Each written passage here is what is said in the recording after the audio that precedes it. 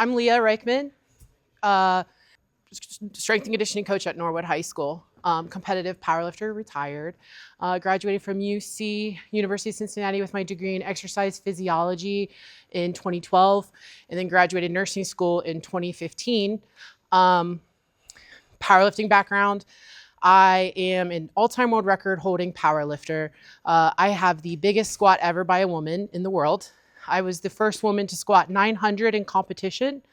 In 2021, I broke the record held by, I don't know if anybody's powerlifting fans here, Becca Swanson. She held the record for multiple decades at 860 pounds. In 2021, I squatted 880 in April. And then in September 2021, I went on to squat 925 pounds in competition. Again, first woman to ever squat 900 plus. And then 2023, last competition, I was able to squat 953 pounds, 53.9 kilos. Those are kilos, yeah. And then I also hold the all-time world record for biggest total ever by a woman, which is your squat, bench, deadlift combined in one single competition day. The type of style, the style of training that I did, Coach had talked about it briefly before, conjugate, West Side conjugate. 3-week waves usually is what I would do. First week, every week you're squatting, especially dynamic. So speed work, dynamic effort work. First week, max effort lower would be a heavy squat. Second week in that 3-week wave would be a heavy deadlift. And third week would be heavy 3-rep max good morning. So definitely hammering posterior chain there. Posterior chain work is where it's at if you want to build a big squat. But today, I guess we're going to talk about squatting. And Jake's going to be my demo guy today. I know squat is king. Everybody's squatting in the weight room. At least I would hope. For anyone who has had to teach a younger kid, middle school age, maybe a little younger, how to squat, or especially how to set their hips or push back or do a hinge, you know it can be pretty difficult, especially with those younger kids. So the way I usually like to start with kids, body weight squats.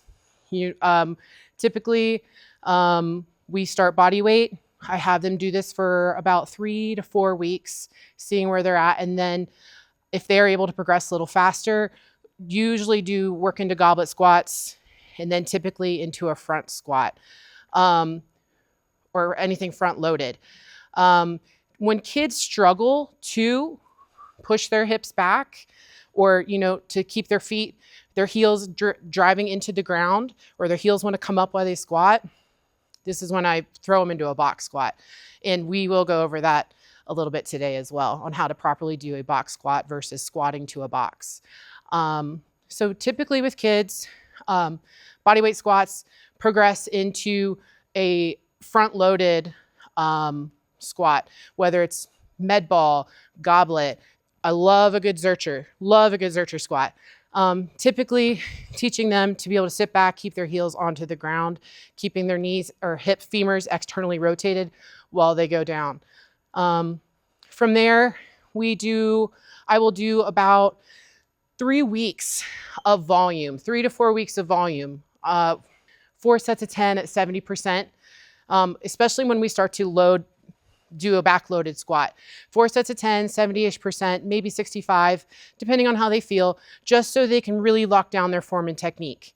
From there, if they progress, I'm working into a 5x5, pyramiding up into hopefully a 5-rep max. As you guys know, once the weight gets a little heavier, kids want to cut the range of motion short, right? If at any time they cut that range of motion short, they're back into their volume until they can figure it out, or a box squat. After the 5x5, typically 3 weeks, we will work into a 1-rep max. The type of training style that I like to do at the high school with these kids is a conjugate style of training. So the way they'll do 3-week waves for about 12 weeks. And And then we kind of retest, maybe see where we're at. Sometimes these last a little longer. These waves last longer, sometimes a little less, depending on where they're at in season versus off season. I'm not having kids particularly max out very often in season. So 3-week waves, working from percentages, different percentages. I think Coach kind of touched up on that a little bit as well. And then, yeah, that's the style of training that I use. Dynamic effort, major key, I think, in training style, especially in building explosiveness in these kids. It is causing, or it's helping the kids build that force production to increase speed, increase power. Oh, I am so sorry. So in the conjugate system, dynamic effort is essentially 55 to 65% of your 1 rep max with approximately 20 to 30% of accommodating resistance. That accommodating resistance, it could be bands, it could be hanging chains. And what they're doing is you're doing 3 sets of 10, 5x5s, 2 sets of 10. You're accumulating about 25 to 30 reps in these waves. And in those, you are squatting, you're trying to be as explosive and as powerful as possible in those sets and reps that you do. And then you come back, your training partner, they get under the bar, they do the same, you get under the bar. It's conditioning as well, but it's also helping you build that speed and explosiveness in your squat, which obviously translates over to the field, the gym, yeah. So basically with that, dynamic effort, again, 3-week waves is the way I train. The way I do it for the kids is typically 12-week waves, especially in the off season. And then we retest from there, and then their percentages change. It is a lot to keep track. Yeah. Younger kids, yeah, 2, 3, typically 3. Typically 3. A lot of kids don't understand, like, oh, what's a 3-rep max?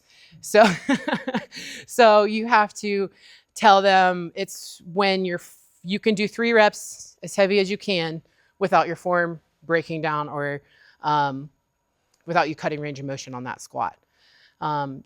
Kids are a little different. With a 3-rep max, they can still do that dynamic effort work off of that number because they're new, right? They've got all these newbie gains. They're learning how to use their bodies. They're learning coordination, learning how to be explosive. High schoolers, especially as they're getting older and they've been in the weight room a little longer, that's where you're going to see pretty significant 1-rep max increases on that. And if you guys have any questions about conjugate, please let me know. I love to talk about it. It's the way I've always trained. It's helped keep me injury-free while I was competing. So I'm a big believer in that. Yeah. Essentially middle school. So typically the kids I work with, I'm starting with 6th graders. And I have worked with a lot of youth wrestlers as well. Those kids are typically more goblet squats, Zercher squats, front squats. But it essentially just depends on where the kid is progressing, Yeah, training age, yes. So if they're a middle schooler, some kids are going to take off a little faster than others. Really, they all kind of do, I pair them up into groups, and essentially they're training with people who are at the same strength, almost same level in the weight room as their training partners. Does that answer your question? Did I answer it? Yeah. Okay. Okay. So basically a squat. I'm sure we all know how to squat, but I want to give you guys some cues on how I teach the squat. And I'm going to have Jake be my guy over here. I hope that I set this up for you correctly. Yeah, sure. Cool. What do you want, high bar, low bar? What do you want? Let's just stay there for now. We're going to do high. High bar? Yeah. So feet, we started from the ground up. Feet, front line of force production. What we do is what you want to think about is grabbing the floor with the pads of your toes. People, obviously, anatomy is different. If you have a flat arch, you want to think about grabbing the floor without bending your toes. If you have a higher arch, think about spreading the floor with your toes just to create a bigger surface area. For the stance, usually I have kids go a little bit wider than shoulder width apart. So feet are set. He's gripping the floor with his toes. We're going to move our way up the legs into the hips. While you were squatting, you want to think about externally rotating your femurs. To do that, that's the glute med. The cue that I like to give is spread the floor or knees out. Sometimes kids don't really get that. So I do a little hands-on, trying to make sure that they keep their knees out. Yes. For this as well, for the hips, most people have an anterior pelvic tilt. So you want to be able to stack your feet, your ankles, your hips. To do that, that's where the glutes come in, right? So feet are set. You are thinking about externally rotating. Glutes come in. That flexes. That's going to keep you into a posterior tilt to keep everything stacked. From there, I see you. You're going to brace. We're working our way up. We're into the core here. Think about it. Kids have a weak core under load.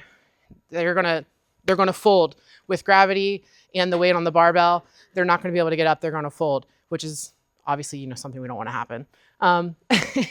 So training core. So to brace, obviously it's a big breath into your lungs while you're pushing out into your abdomen. This is your obliques here. This is primarily what helps you brace.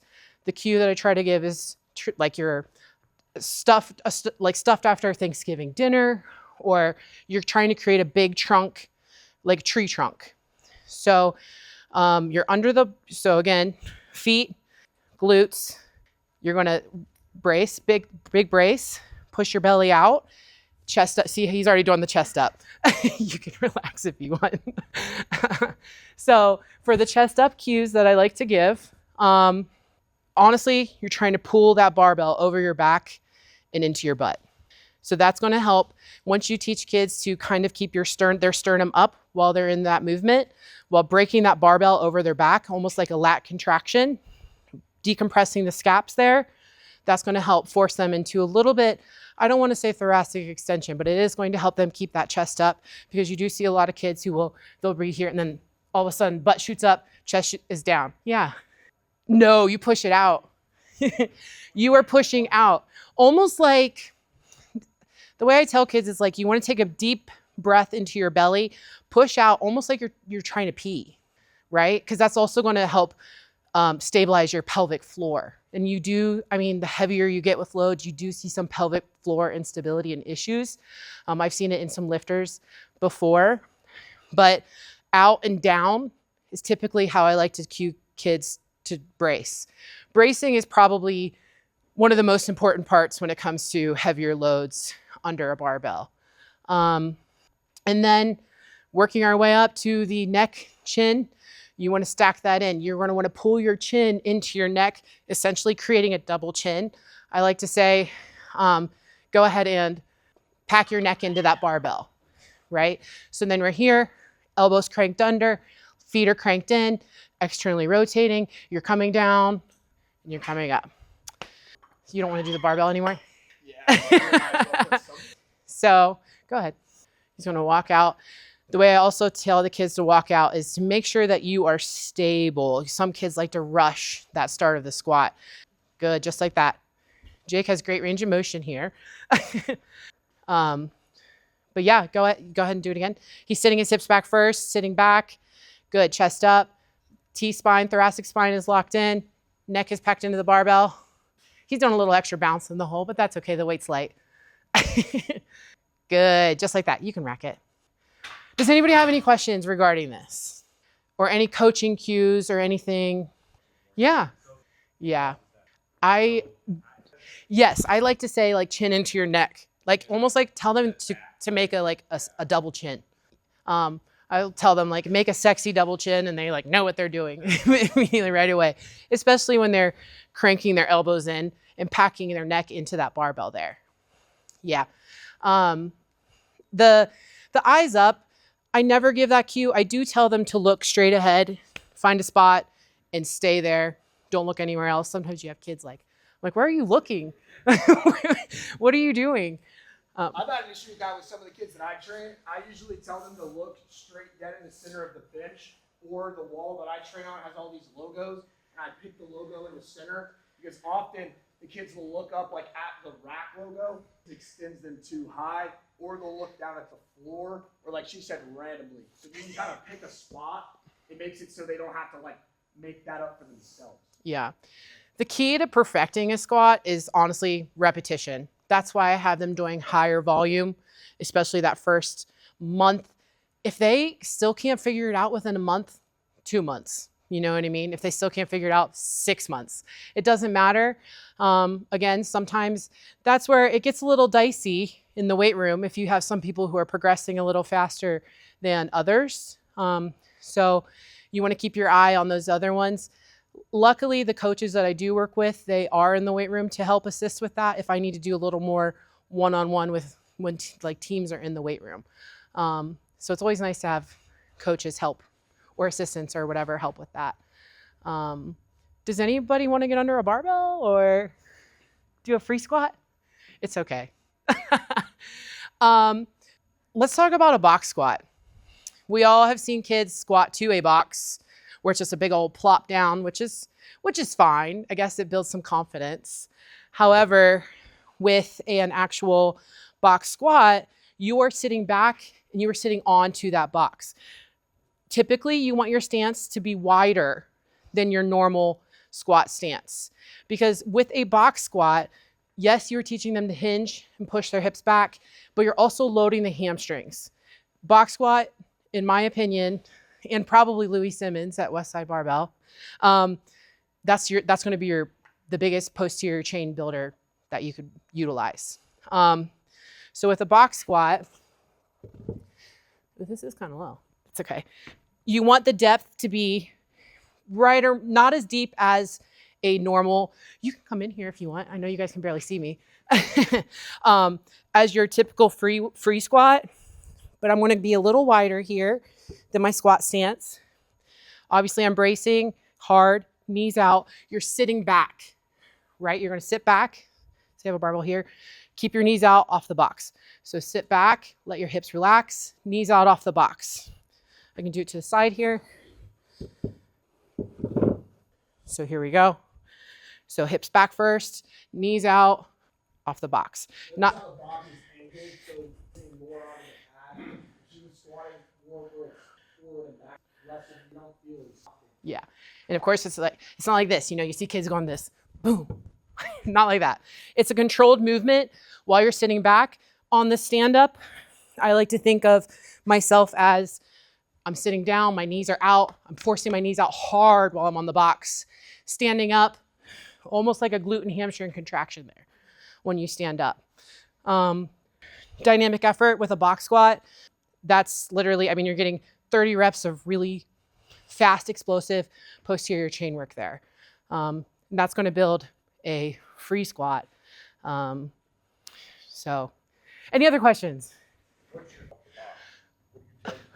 So the way what I tell the kids is squeeze, knees out, squeeze your glutes. So knees out off the box, chest up, squeeze your glutes. Set back. I mean, you tell them, like they tell you leg curl. Yeah. Come above the box. Yes. Different or? I literally, I don't tell people to like leg curl it. I just tell people, I'm like, once you're here, squeeze your glutes. Yeah. That's the thing. Kids do want to be quad dominant. I mean, posterior chain is so underdeveloped in everyone, unless you're training it specifically weekly, twice a week. So yes, I do tell the kids, I just tell them to keep their knees out typically. Sometimes, again, you may have to get a little hands-on, you know, tell them actively to do it, but to keep their knees out. And I just tell them to flex their glutes. Squeeze them on. Yeah, squeeze your glutes on the way up. Essentially, that's what it is. So I never do the leg curl thing. That's a good cue, though, that Dave has. I do a little bit. It all depends when. Yeah. The little ones know. Yeah.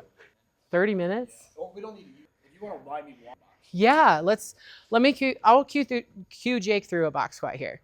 So I'll have him walk out. Go ahead and walk out a little further there.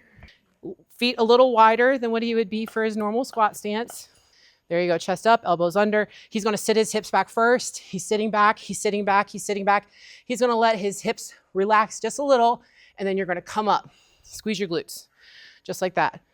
Again, go ahead and sit back, sit back, sit back. Just a little, stand up. You don't want to rock back when you're letting those hips relax.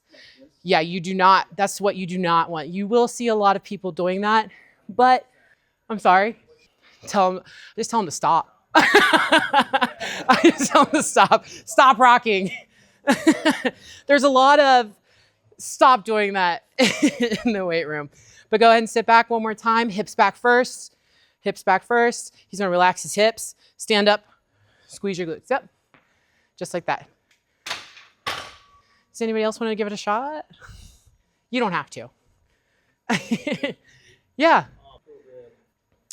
So my dynamic effort work, most of the squats that I do for programming in the school is a box squat.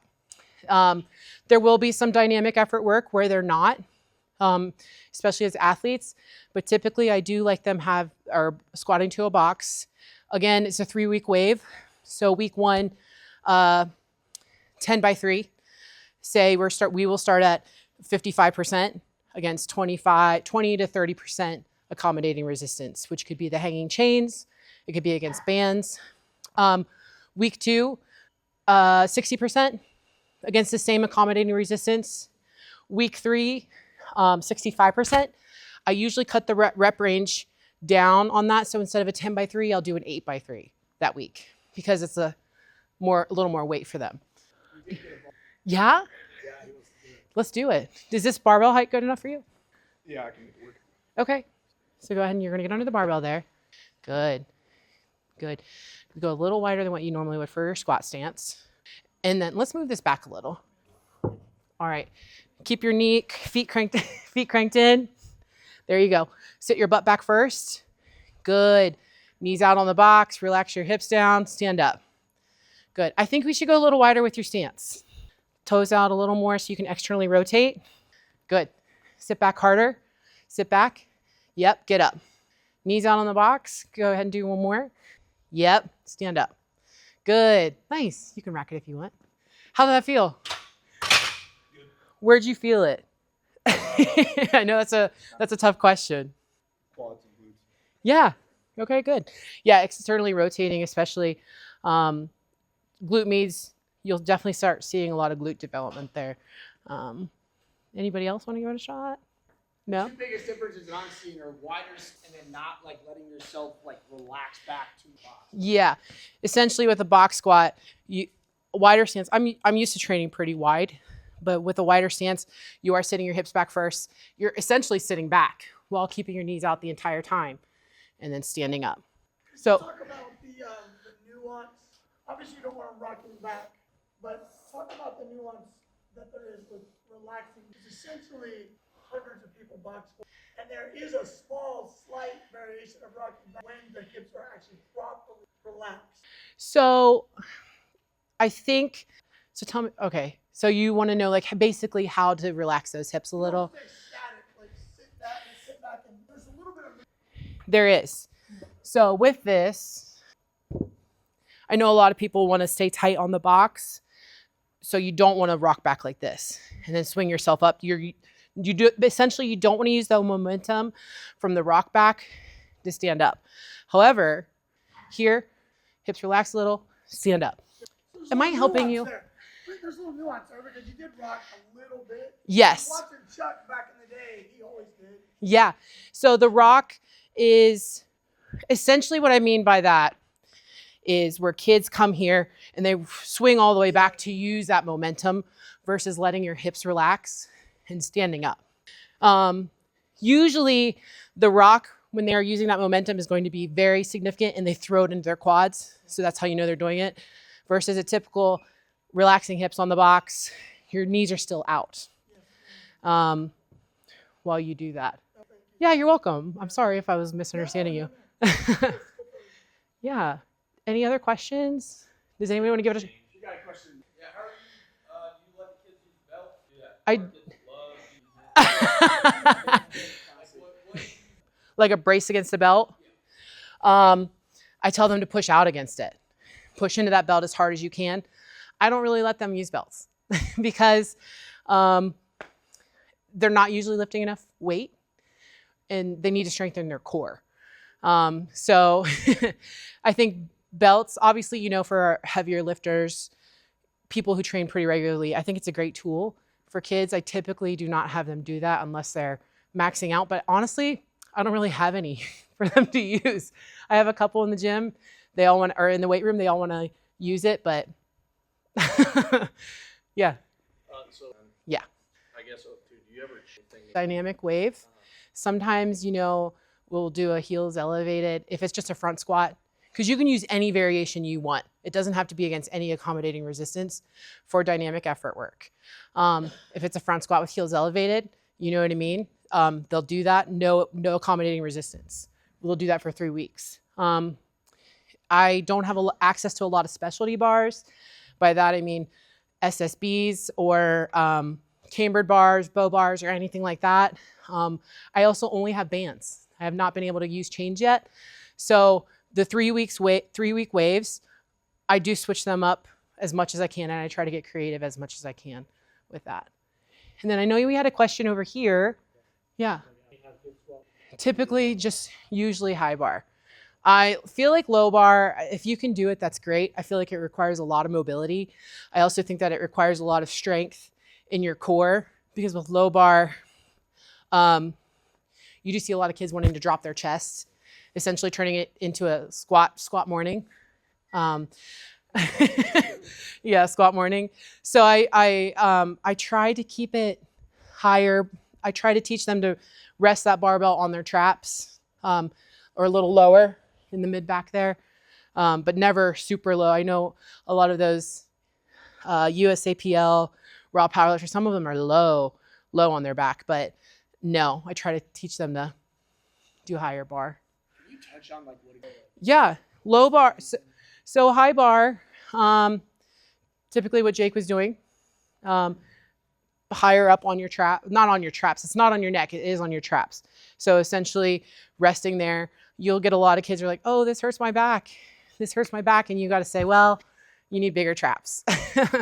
But low bar is, honestly, I've never really squatted low bar myself. But low bar is where it's resting pretty low on your back. Do you want to show? Yeah. Yeah. Like a high bar squat, I would come in, try to have it more in here. A lot of kids I do see put it more on their neck. Yeah. Put it on your traps. Yep. For a high bar. And then for a low bar squat, I would get it in like here.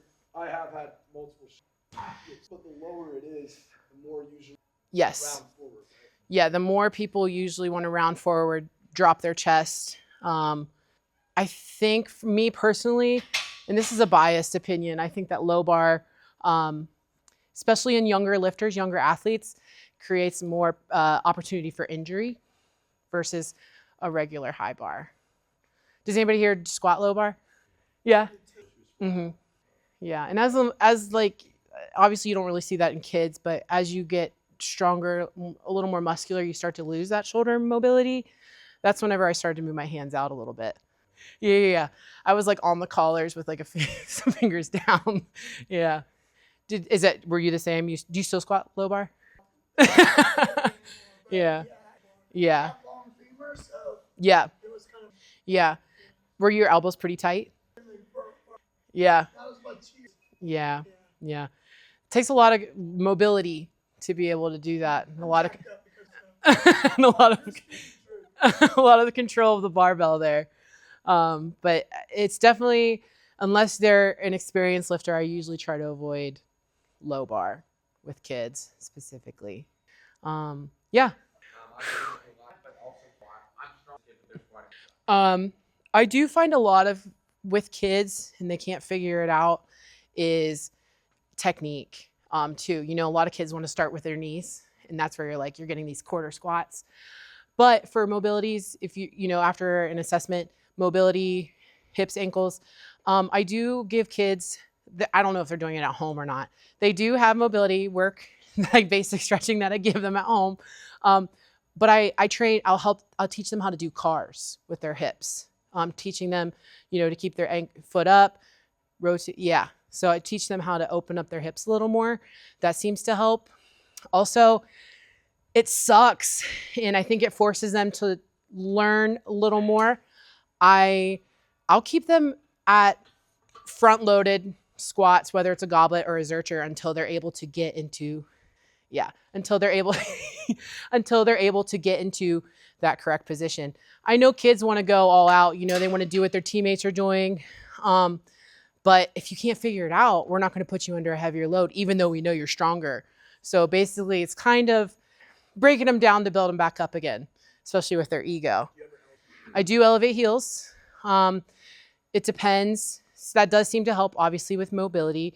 It also depends on where their technique is breaking down and where their weakness is. I think we had more. Oof, okay. I'll address that a little bit before you coach with that. So I would never want to put a kid in a heel elevated squat under load in order to put up so they can squat. Right. That's like putting more horsepower on a car without the shock struts and brake speed. That's going to break. So I see it all the time. It makes me crazy when I pull my hair out. So don't do that. So you're in a great situation. You got a kid that wants to squat. That's a gift. Most of the time, you're literally headlocking them to get them to squat, right? So that's a gift. What you have to say is you have to earn that position because I'm not going to put you under load and duress and position to get hurt. So there's 1,000 different ways to build up the lower body. So that could be a split squat, a dumbbell, could be a front squat, could be a zercher, right? You can do all those sets of it. Could be a rear foot elevated. Generally, when I do a rear foot elevated, because somebody has a limited range of motion, they got a big toe mobility issue. Okay, so now they got a big toe mobility issue, like, oh, geez, like I'm going to break the gynometer now. No, just have them lunge and reach and stand behind the kid. So if they lunge and reach and they got good toe mobility, the heel will be what? Perpendicular to the ground. If it's bad, what will it do? Go off to the side. It'll turn off to the side. It's a quick, easy way to be able to look at that. And if they have bad toe mobility, guess what? They're going to have bad ankle mobility too, because that kinetic chain is disrupted. So my thing is, we're going to get your lower body strong, but as active rest between the working sets. We're going to palpate. We're going to do some soft tissue release. We're going to do some stretching. The things that you sent home, you're also going to do it as active rest between the sets. And then when you earn the right to get in there to be able to do that because you put the work in, then that's a gift when you got a kid who can't squat physically but wants to get in there and do it. That's how I've successfully been doing it. That's where grit comes into play too. You know, like you said, just kind of break them down to build them back up again. They're probably going to be your biggest squatter once they figure it out too. Yeah. Yeah, can you speak a little bit on programming conjugate style, 10 doubles, 10 triples, stuff like that in a high volume training facility? Anything that you figured out, kinks you've tried to work out in terms of getting through that many sets with a large group of people? Put them on a timer. You got to put them on a timer. Yeah.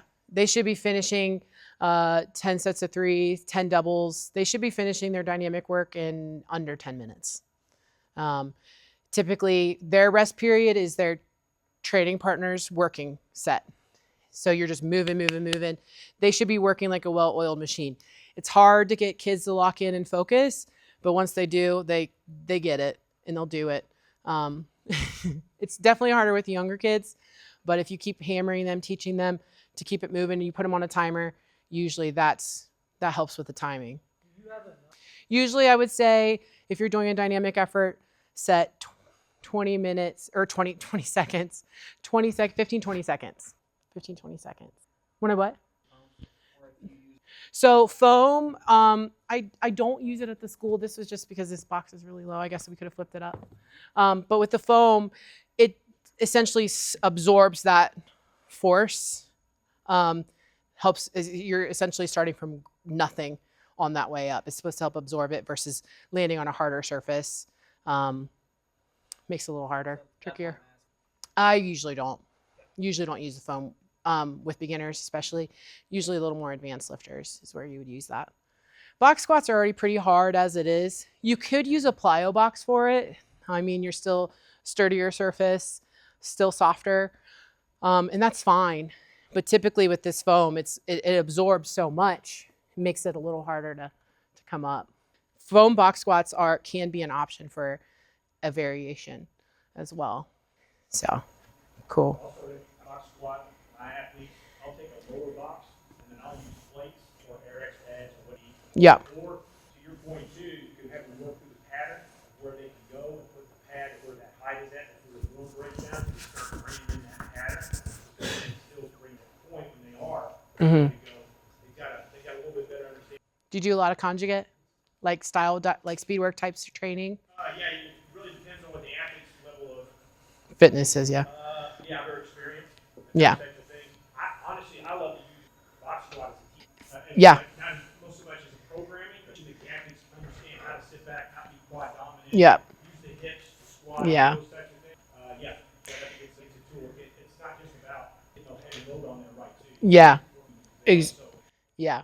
Yeah. With younger kids, especially, like I said, if they are having issues with keeping their knees out during a free squat or heels coming up off the floor, I'm having them sit to a box or sitting their hips back even.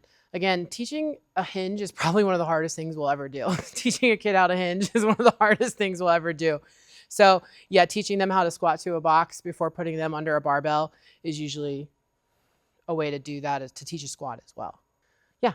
One more question, kind of go back. You said you keep them on time blocks when you're your sets. I've done that before too. Do you ever do it from a cadence standpoint at all? Like whistle, breather set? Or is it more like, hey, you got 10 minutes on the clock? 10 minutes on the clock. Okay, that's well, that's for, The- Whistle would be great. My room is very small and it's very loud. So I don't usually use a whistle. But if I put them on a timer and I say, hey, you guys need to be, and we keep them moving, because, kids like to stop, they like to chat, catch up, see how their school day was. But yeah, I put them on a timer, and usually if they're doing it correctly, if you've got like a well-oiled machine there, you can see who's like struggling a little bit. The timer too helps with conditioning. I'm sure you already know that as well. After a dynamic or like speed work, they should be breathing a little heavy after doing all their sets. I'm not saying fatigued. I'm not saying they're dying, but they should be definitely like, put in some hard work after that. Any other questions? I feel like I've been neglecting you guys. 10 more minutes. Yeah. Does have any more questions? I feel like I've been neglecting you guys over here. Cool. Yeah. I've heard a lot of talk about my athletes are wanting to do quarter squats versus full squats. Yes. What's your versus the dynamic less load, higher volume? What's good take? Honestly, I'm not having a kid do anything over. As the weight gets heavier, range of motion, they want to cut it off. That's where I get back into the teaching them how to squat 5x5s. If they can't work up to a 5-rep max without their form being perfect every single time, they're going back to like higher volume again, probably at like a 60% effort until they can figure it out. Yeah. And like I said, sometimes it takes a month. Other times it'll take 6 months, but usually they'll figure it out before then. Real quick, I want to talk about squat cue, like an external cue. Do you ever use anything like that, like a depth meter? Like hit your butt against the ball? Yeah. This is something that I've seen like Zach over at Zanesville. They do that a lot. So like if I was going to come down, this is probably a little bit below parallel. So kind of like what you guys were saying earlier with the Eric's pads. There's one. Now I'm right about at parallel. And if I use 2, obviously, I'm going to be above that.